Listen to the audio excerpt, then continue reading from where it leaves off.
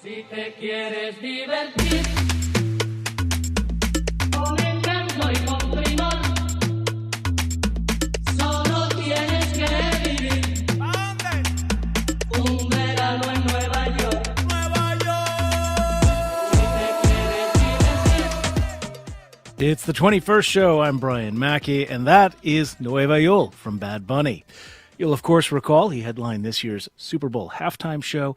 The performance highlighted many aspects of Puerto Rican culture on the island and here on the mainland.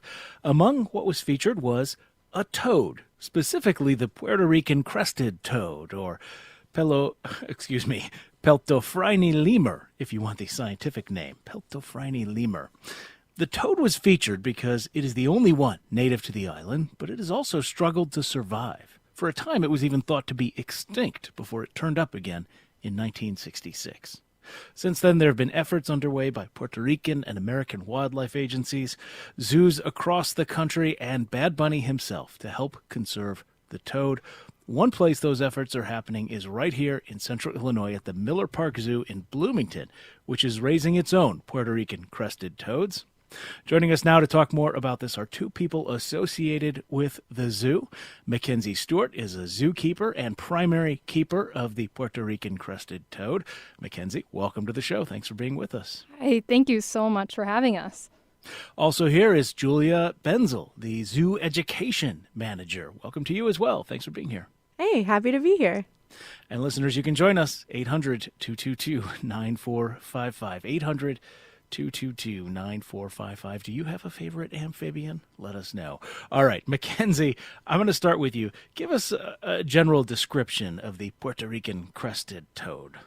So the Puerto Rican Crested Toad is kind of on the smaller side of toads if you're thinking about them. They're typically around 3 to 4 inches in length. If you're thinking about something in comparison to something you may have known in your house, a good example would be the bottom of a coffee cup or the size of a silver dollar pancake. They have a pebbly skin, so they're kind of a little bumpy. Overall, their color is brown, but they can have different colored stripes or spots on them. They're really kind of inconspicuous. They like to blend into their environment pretty well. And they have a big kind of crest on their head, hence the name, right? Kind of They like Klingon. do, yes. They look like Klingons if people know Star Trek a little bit.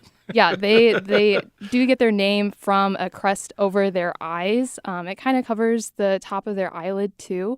So the crest is something that you can identify them with, but they also have a little upturned snout too. Kind of looks like a little pig nose. I think it's what makes them so cute and adorable. I have to keep reminding myself not to say the word frog when we're doing this segment. What's the difference? Can you remind me between a toad and a frog? Absolutely. Well, when we talk about differences between toads and frogs, a lot of people think the size or the type of skin, but the true difference that separates them is this peritenoid gland behind their eyes and ears that toads have that can secrete this milky discharge that can be poisonous to predators and can ultimately protect them. Interesting. So don't eat toads. Don't Got eat it. toads. Okay. Toad's legs. That's why you don't see toad's legs on the menu, maybe. Must be. All right. Julia Benzel, talk about the toad's significance in Puerto Rican culture. So this is the only endemic toad to Puerto Rico. So endemic meaning that they are native there and geographically restricted to that area. They're not found naturally anywhere else in the world. So they are so unique and so important and worth protecting. Do we know how did they get there? I mean, did they evolve? Did they come on a boat? If it's, or is this, Pangea broke off and these toads were left behind or what? This is how did anything get there, right? Yeah. When we talk endemic species, they're native to that land. There are hummingbirds that only occur in the volcanoes in Costa Rica, just like these toads only naturally occur in Puerto Rico. So for as long as we know, that is the only place that they've been found not brought there. They naturally occur there. Fascinating. All right, so I mentioned that this toad was once thought extinct. The population is certainly still not what it maybe once was. Mackenzie, what caused populations to decline? So there are a couple different factors why the toads aren't as populated in Puerto Rico. The large issue that they're facing is they're really losing the area that they come to breed to. So when they have their breeding events throughout the year, they rely on temporary ponds that have been formed by large amounts of rainfall. And in order for them to breed and have their tadpoles successfully metamorphosize into adults, they need that water to also be clean too. So it needs to be clean water, but also the ponds need to be there in the first place. And a lot of the problems that they have faced in the past are these areas where these ponds would happen are being destroyed for urban expansion or for agricultural purposes. So they're really losing the place where they would come to make more toads, and the places that they do have available to them aren't necessarily always having clean water where they're able to have their offspring survive. Julia, let me ask you, so I'm looking at the weather forecast right now. Puerto Rico, San Juan, highs in the mid-80s, lows in the mid-70s. Not what the forecast is for Bloomington. So how does the Miller Park Zoo become involved in these conservation efforts for this creature? For this animal specifically, we accessioned them in 2019. Accession, that's a fancy museum zoo name for acquiring? Yes, we brought them into the zoo. We were so excited to have them. Yes, exactly. So we brought them into Miller Park Zoo in 2019 because we wanted to be part of conservation actively. We can support conservation funds, we can educate about animals, but this species we breed, Kenzie breeds and protects and quarantines and is able to be released and physically affect that population in the wild and that ecosystem and that place versus just donating money, which is incredible for research and for conservation and for protection. But we wanted something that was more active. Mackenzie, what does conservation actually look like in practice? So for the toads specifically, we have a breeding population. So we have a breeding population and then a population where people can see them in the zoo. The population that I take care of at Miller Park is our breeding toads that are quarantined from the rest of the zoo. Say more about that. So people can go visit the zoo. They can't see the ones that are sort of part of the conservation effort necessarily. Why is that? The toads that we have a part of our breeding program are protected from everything else that we have going on at the zoo because we are sending the tadpoles to Puerto Rico to be released. And we don't want to accidentally introduce anything into the native population in Puerto Rico. Don't want to bring that Bloomington normal culture to Puerto Rico. Okay, I get it. So what does a typical day look like for you? Typically, it's honestly not that exciting. The toads don't really do very much when it's not breeding season. But when it is breeding season, I'm in my toad room all day long. I'm doing water changes. I'm doing water quality testing. I'm feeding the tadpoles multiple times a day. But the adults on a day-to-day, they're pretty chill and pretty relaxed. They're just hanging out, enjoying life in our nice temperature, humidity-controlled room. All right, let me remind listeners, this is the 21st show. If you're just if you're just joining us, we are talking about the Puerto Rican Crested Toad. It's got a lot of attention lately after Bad Bunny's Super Bowl halftime performance, which featured this amphibian in an effort to highlight conservation efforts to save Puerto Rico's only native toad, which has also kind of become an informal symbol for the island. We're talking about this with two experts from the Miller Park Zoo in Bloomington, which is helping in the effort to conserve this toad.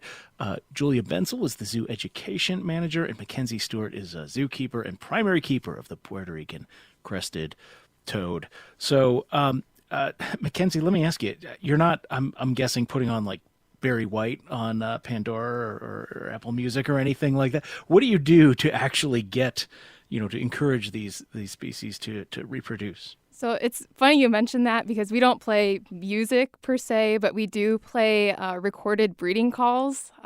Typically in Puerto Rico, the males would come to these temporary ponds and they would call out to the females, which is what would attract them to the pond. So I do play recorded toad calls to kind of... So it's the Peltofrini lemur equivalent of Barry White. Right, Got it. exactly. After we play the calls for a little bit, then our temperatures, we lower the temperatures in the room. We actually stop feeding the toads for about a month to kind of simulate their travels to one of these ponds. Once they are all kind of set and ready to go, we have our veterinary staff do exams on them, make sure everyone still has a good bill of health and good to go. And then we put our pairs together based off of what the Puerto Rican Crested Toad Conservancy, which individuals they tell us to put it together. Julia, how do you coordinate with Puerto Rican officials on this? So through the Conservancy, there is someone that is the liaison. So she lets us know who will be breeding that year. And so it's not a direct communication between us and Puerto Rico, but... You're not getting a text from Bad Bunny about the toads or anything like that? No, I don't have his number. Okay. But he has given a lot of money to the cause. Has the zoo benefited from that at all? Directly, not yet, but we are looking one day maybe to work with Bad Bunny. That doesn't sound like a bad idea. All right. You can do a concert at the zoo, maybe. Sure. I have an education theater. He can use that. It's perfect. Yeah, I appreciate the optimism. That's good. Mackenzie, I'm going to ask you a question that sometimes comes up when we talk about conservation, which is like, oh my gosh, all this effort for a toad. Why is it worth it? So when you think about a toad, you're right. You kind of think of them as maybe not as important, but if you look at the ecosystem as a whole, it's all very intricately connected. And if you were to take out one piece of that, the whole thing can collapse. So the toads themselves are predators. They feed off of different insects that would live in Puerto Rico. But on top of that, they are also prey items for larger carnivores. So taking the toad out of that system kind of throws everything off balance, and it kind of just can cause this cascading effect for the whole environment. And briefly, we did get a question from listener Alex. We're not going to put the call through because we're really short on time. But briefly, is the environment different for the toads that people can actually see versus the ones that are in the breeding program? It is a little bit different just in the fact that my breeding toads are quarantined, whereas the toads that people are able to see at Miller Park Zoo, they have a little more naturalistic habitat. No, you can say it. Fake Puerto Rican habitat. Yeah. So yeah, my room is a little more Clean. Yeah, clean. It doesn't Office look space, like an outdoor habitat. Exactly. So that habitat that we want you to see, we want you to feel like you have transported over to Puerto Rico and you can see into where they would be housed. They have a warm temperature in there where Kenzie has to move temperatures and adjust for her breeding season. These toads on habitat don't breed, so they don't have to go through those necessarily. They can, but it's just... I would say, have they ever different. surprised you with their nocturnal activities? They have not. They have not yet surprised us. No, they're retired from that, so they don't do that sort of breeding behavior, and that is brought on by the rainfall. So if they don't have that, then they don't need to do that. And Kenzie was telling you a lot about breeding, and so if an animal doesn't have to do that, we won't burden them with it. I think that is an excellent point to end on. I'm going to be thinking about that for a little while. All right. Julia Benzel is the zoo education manager. Mackenzie Stewart is the zookeeper and primary keeper of the Puerto Rican Crested Toad. You can see some of them at the Miller Park Zoo in Bloomington, but not all of them. Thank you so much for being with us and sharing your work with us today on the 21st Show. Thank you. Thanks for having us. And that is all the time we have for our program today. We're going to go out with more Bad Bunny. This is DTMF. The 21st show is a production of Illinois Public Media. I'm Brian Mackey. Thanks for listening.